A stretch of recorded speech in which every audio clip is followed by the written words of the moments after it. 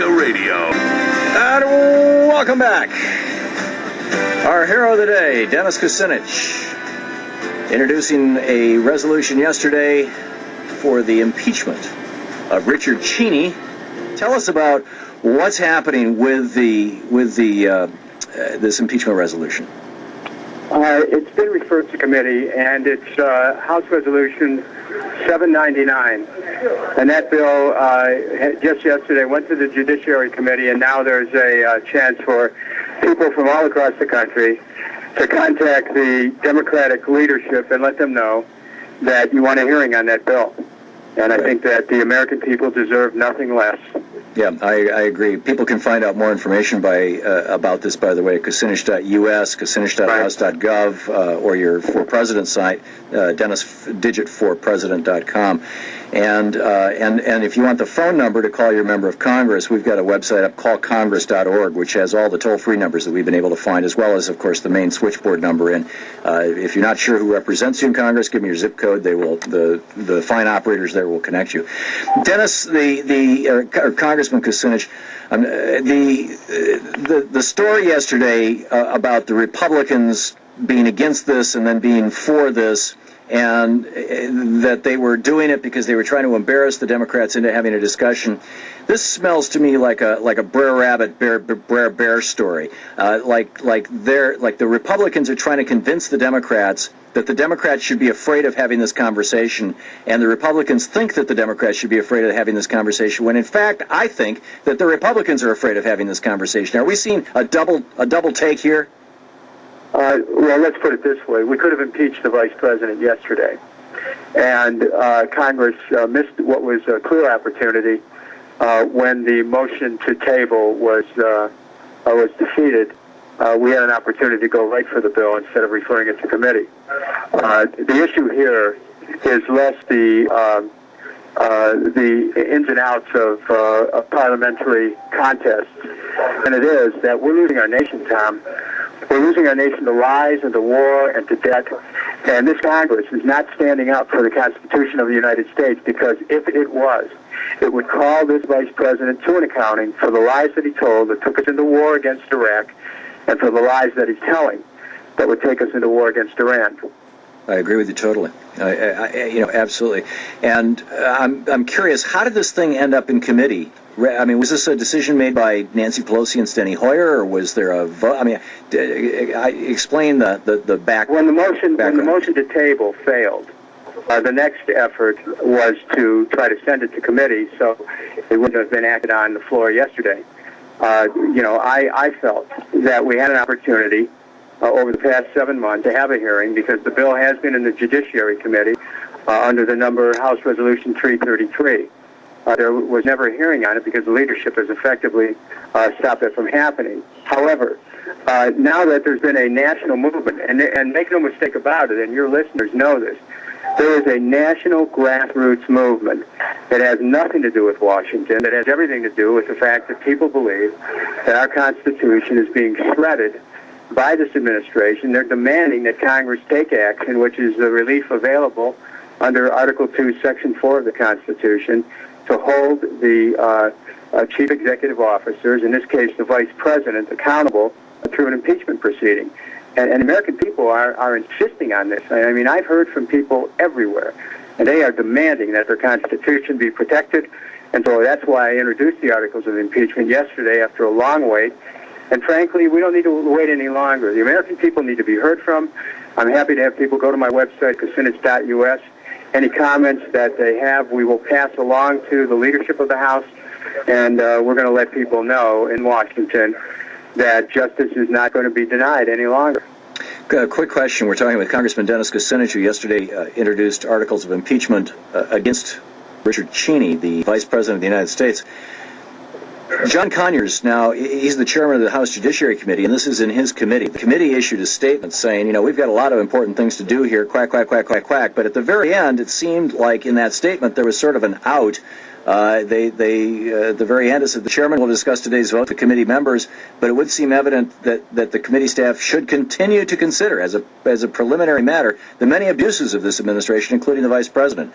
What do you think the chances are that John Conyers will move forward with this? Well, John Conyers, according to many members of Congress who talked to him yesterday, indicated a willingness to hold hearings. And I think that we need to ask John Conyers to proceed with those hearings. He is chairman of the Judiciary Committee. Right. We also understand that the Democratic leadership has been discouraging any action from being taken.